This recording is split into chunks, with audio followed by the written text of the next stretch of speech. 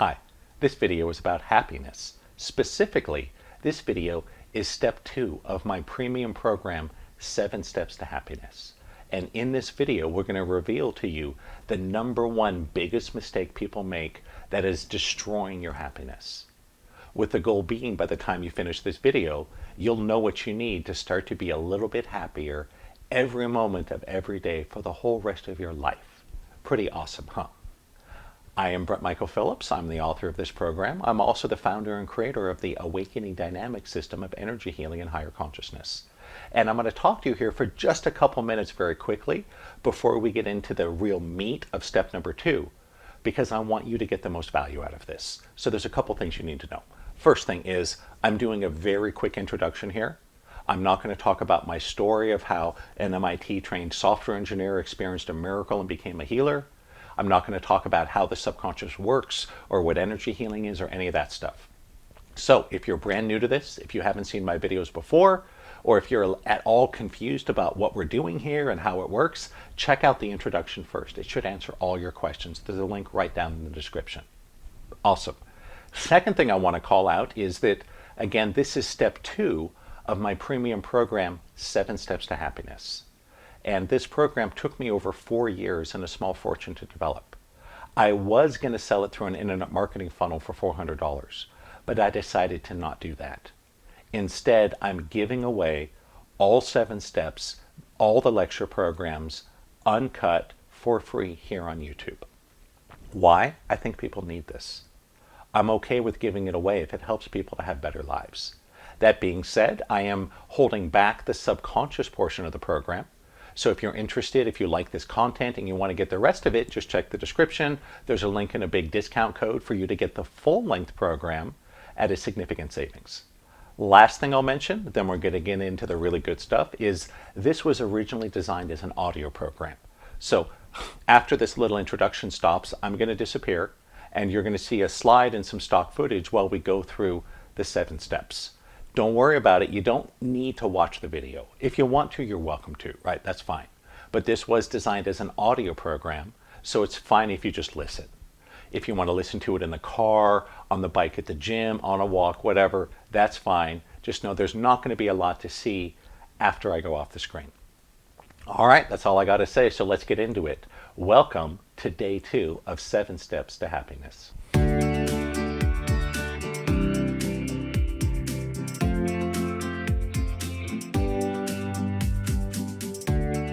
Hello, I'm Brent Phillips, and welcome back to 7 Steps to Happiness. This is lecture presentation program number 2. We're going to explore how to bypass the dangers of psychological inflation. Now, this is a lecture presentation program, so there's no particular instructions. You don't need headphones or any of that stuff. That's all for the block clearing programs. So get comfortable, settle in, and let's cover some life-changing content here, shall we?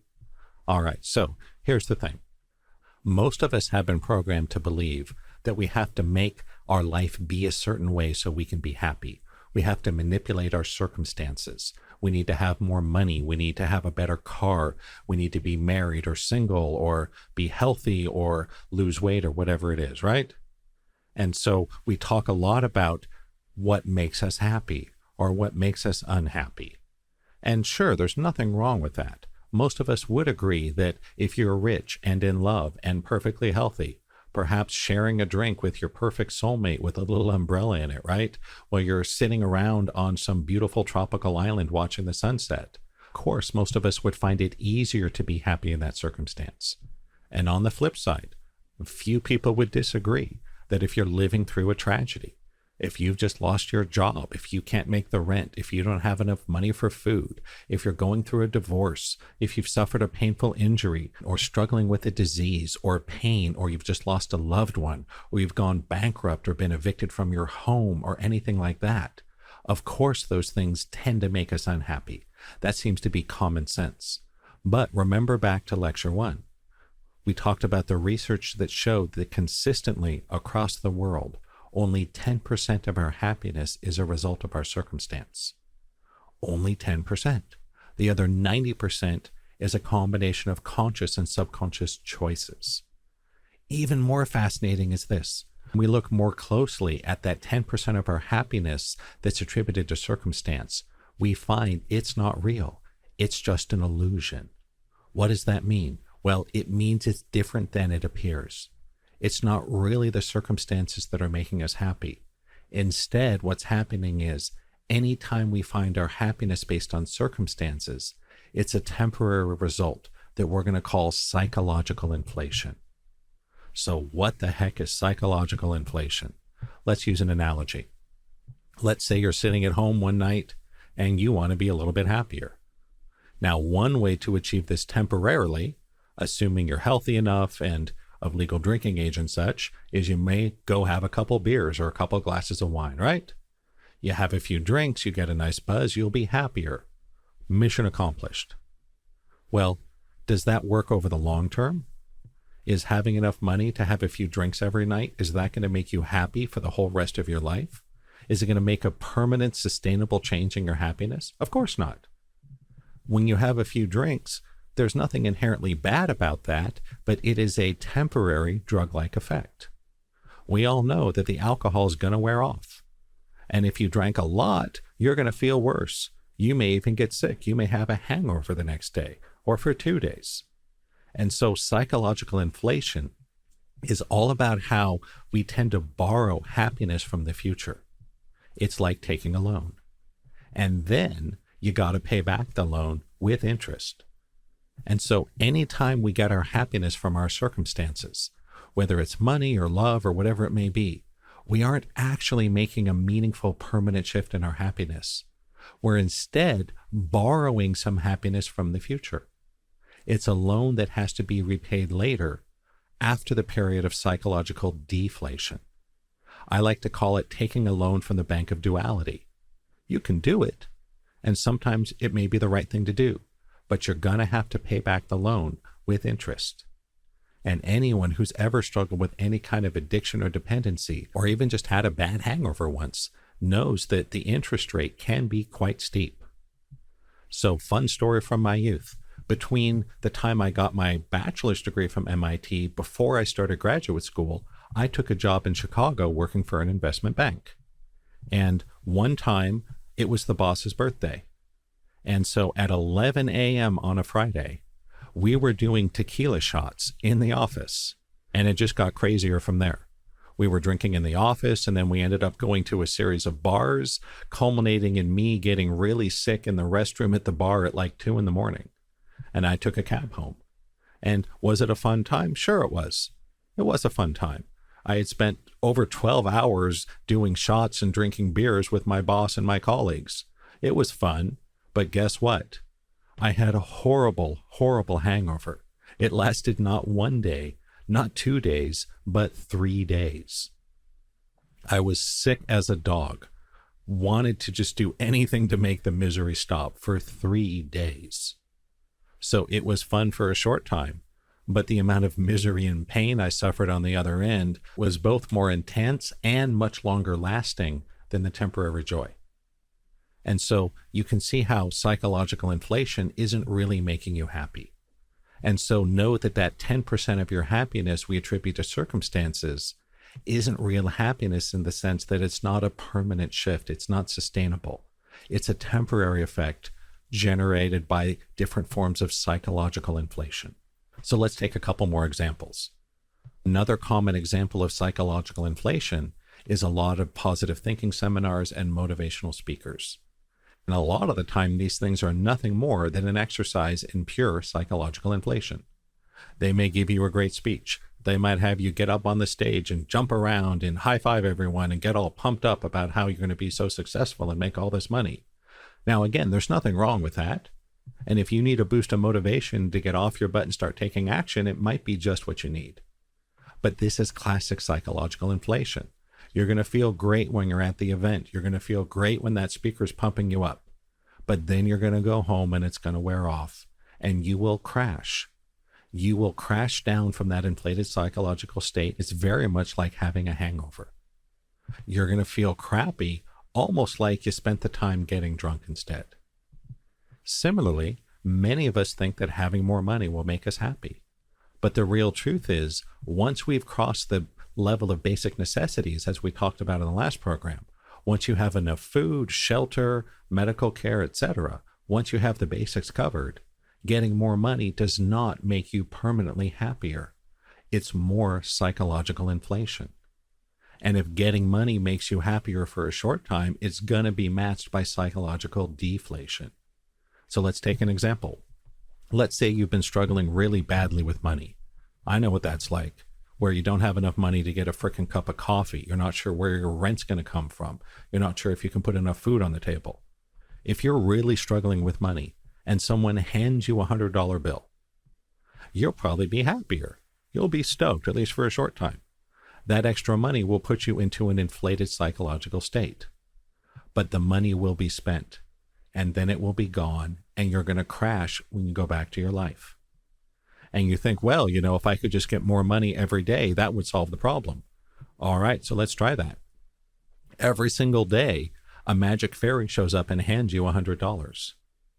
What's going to happen? The thrill will wear off. Within a short time, usually within 3 to 6 months, you will be just as happy and or just as miserable as you were before you had that money.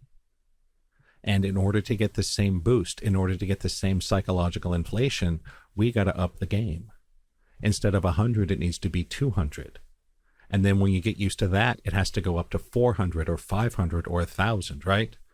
And so to get the same amount of happiness, you need to get more and more and more money. And so it should be clear that in this way, money acts just like a drug. We get addicted to it because it gives us a short-term buzz, right? That's the psychological inflation. But over time, you need more and more and more to get the same result. And inevitably, at some point, you won't be able to get more and more and more. And then you will crash. You will go through the period of deflation, and you'll be right back where you were when you started. And this is the same, whether it's food or love or sex or money or a recreational drug or alcohol, gambling, etc. It's the same. It simply puts you into a psychological state where you're inflated, you feel good for a short time, and then it wears off and you're either going to crash or you're going to need more and more and more to maintain it. But it always ends in a crash. In engineering, we call this a negative feedback cycle. What that means is, if you keep providing the same amount of input, the amount of output will get smaller and smaller over time. And so it should be obvious for you to see that even if you're successful in manipulating your circumstances to make yourself happier, that can never work over the long run, because manipulation of circumstances is not an effective long-term solution. It's simply playing with psychological inflation. And we all know that borrowing from Peter to pay Paul will not get you out of debt. And so that's what I meant when I said earlier, that even that 10% of our happiness that we attribute to circumstance isn't real. It's just a result of psychological manipulation. All these different kinds of psychological inflation, money, drugs, gambling, sex, food, etc., they're just loans we take from the bank of duality. It's like buying stuff you can't afford and putting it on a credit card. You're going to have to pay it back with a lot of interest. Now, just to be fair, it's also possible to sometimes take a negative loan. You can, to some extent, take on unhappiness in the present to experience a period of readjustment that will feel better later.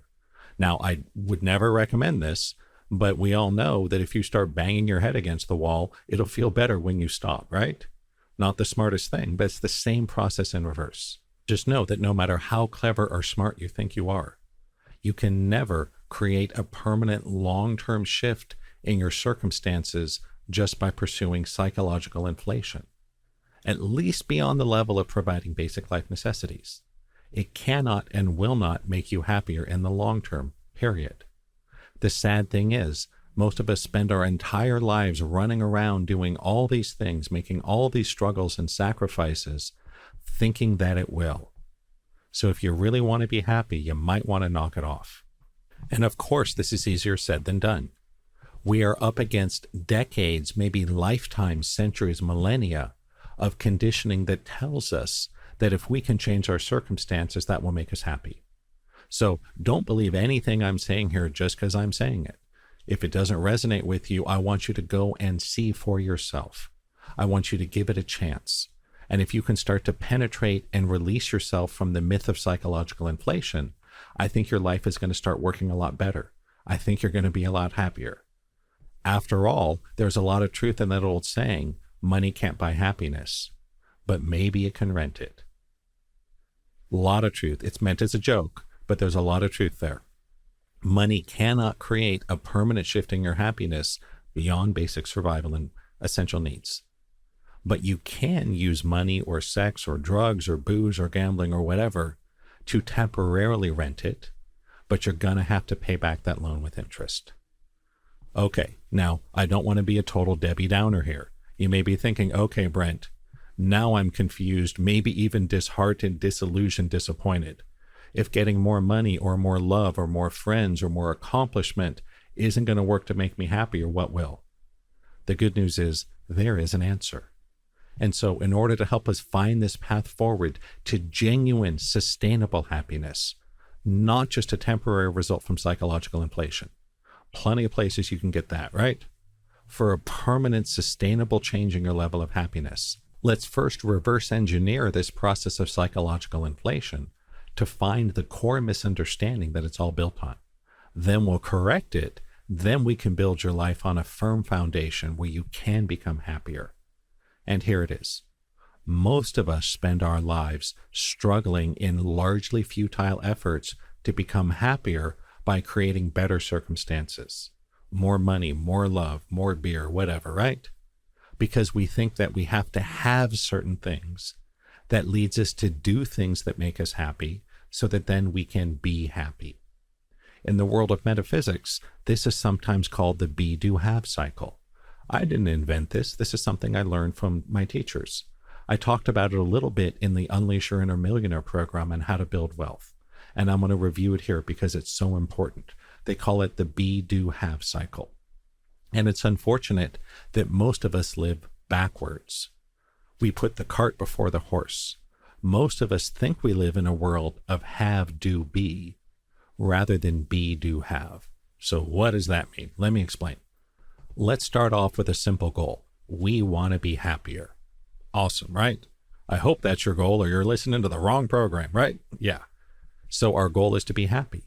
So most of us think, well, in order to be happy, first we have to have the right things, such as money or love or sex or fame or security or whatever, right? And when we have those right things, it will then let us do the things that make us happy. So as a simple example, we all seem to think, I need to have more money so I can do the things I like and therefore be happy. Now, I'm not blaming money here. Money's not the problem, right? It's our human minds and their misunderstanding of life's truths. That's the problem. Money is wonderful. I would love to help you make more money. Everyone wants more money. There's nothing wrong with that. But when we make money our God, that doesn't work for the simple reason that money is not a God. It's just money, right? So let's talk about some common examples. Maybe you're stuck in a crappy job. Maybe you have a long commute. Maybe your boss is a total jerk. Maybe you're bored out of your mind at work, or maybe all of the above. I remember years ago, one of the guys I used to play Dungeons and Dragons with, he admitted to us, he said, the only time I'm happy is when I'm commuting or playing Dungeons and Dragons. And that seemed kind of crazy because I'm like, dude, I get it. D&D is awesome, but why in the world are you only happy when you're commuting or playing with us? And he goes, well, I drive 2 hours each day to and from work. And that's the best part of my day because I hate my job and I hate my family and they both make me miserable. So that's really sad. But that's the place a lot of us are in. And we think that, oh, if I could just have more money, if I could quit my job, if I could buy another home on the block so I don't have to live with my family, or whatever it is, right? Then we think that we'll be happy. Well, I get it. I've had bad jobs too. I've been broke too. I've been in bad living situations. Just realize that the money will not solve the problem. It won't. It will provide a temporary psychological boost, right? But that's running the cycle backwards, thinking if I have money, I can do a different job and be happy. Or maybe you think if you are able to get out of pain, it will make you happy. That doesn't work either. I've lived with chronic pain. And when you live with chronic pain and overcome it, there is absolutely a benefit you get. That's sort of the reverse psychological inflation, right? If you've been in pain and it goes away, it feels wonderful. I would go so far as to say that getting out of pain feels better than pretty much any pleasure. That's just one man's opinion. But just so you know, it's the same thing. It will not make any long-term difference. I used to think for years when I suffered in so much pain, oh, if I could just be out of pain, then I can be happy. Guess what? After a lot of years and a lot of money spent and a lot of false starts, I got myself out of pain. And it felt great to not be in pain. But very quickly I settled back being miserable just like I was before. Except now I just wasn't in as much pain.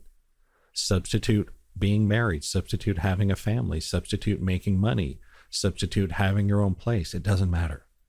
All of those are examples of running the cycle backwards. If you think you need to have something that will let you do something so you can be something, you're running it backwards. Even the big three, even money, health, and love. Don't run it backwards. It doesn't work. And again, don't just believe me because I'm saying it here on a program. Look at your life. Look at how you have lived your life. And ask yourself, when I have had more or less of those things, did it really make me happy over the long run? If you're telling the truth, the answer will be no. What does work, though, is starting with being. Gandhi famously said, be the change you wish to see in the world.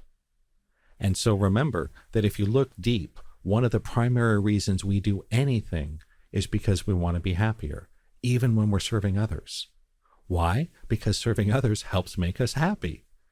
It feels good. Of course it does. And know that the truth requires no defense.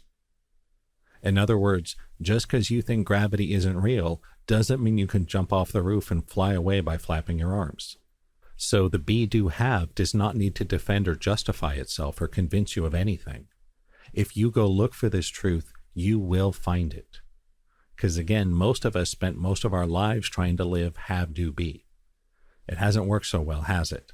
How happy are you? How much permanent long-term success and happiness and peace have you found? Now, it might not be zero, but my guess is you're feeling disappointed. So let's try it the other way. Let's try to be what we wish to be first. Because if you simply choose to be happy, you will then naturally, with almost no effort, do things that reflect your happiness.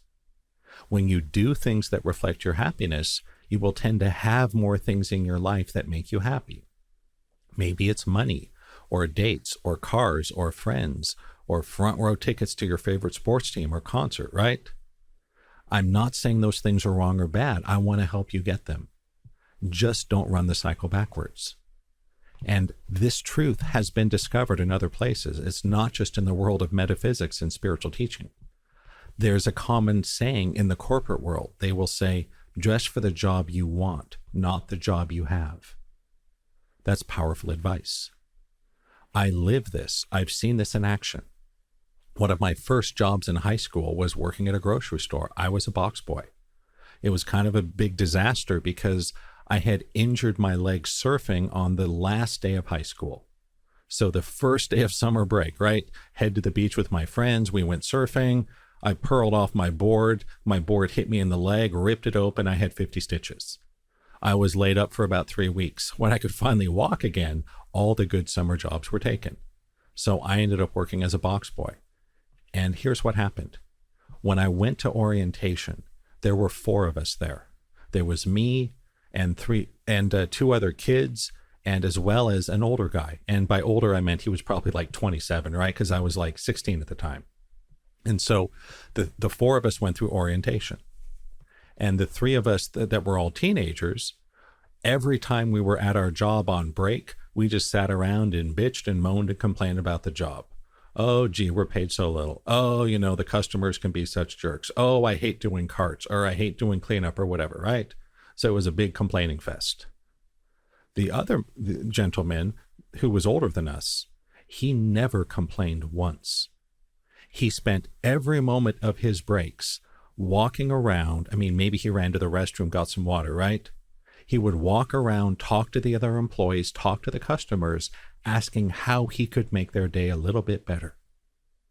So he was really trying hard to not be a box boy.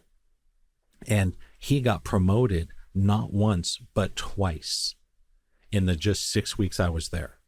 He got promoted from box boy up to, I think he was restocking the shelves at night, which was like the second level up. And he did it in 6 weeks, when normally that would be an 18 to 24 month process, even if you're a good worker. Here's what I found out. He had been an assistant manager at a different grocery store chain. I don't know what happened, but for whatever reason, he lost his job. And the way the company policies and the union agreement worked, he couldn't transfer his position to a different chain. He had to start at the bottom as a box boy. And here's the moral of the story. Me and the other 2 teenagers, we showed up as box boys. And we worked and we stayed box boys. And that was that. He showed up as an assistant manager doing a box boy job. He was being the change he wished to see. He didn't wait around to be given a promotion before he started being attentive and courteous and going out of his way to help. He started being an assistant manager even though he was given the role of box boy and paid as a box boy. And he got promoted twice within the 6 weeks I was there, something that almost never happens. So again, be the change you wish to see in the world. If you wish to be happier, stop running the cycle backwards. Having things and doing things can only result in psychological inflation. The only way to make a permanent, sustainable change in your level of happiness is to make a choice.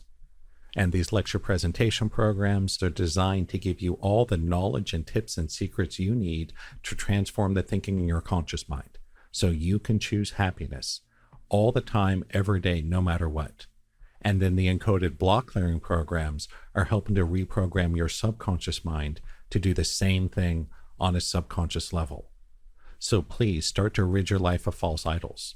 You don't need to have or do anything to be happy. Just need to be happy.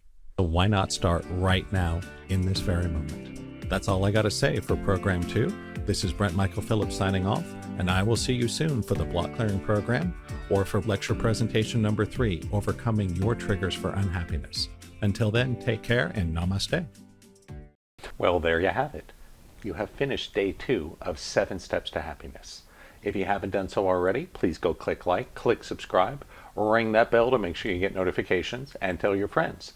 If you're curious about the full version of the program, which includes over 300 binaural beat encoded subconscious block clearings, check the link in the description.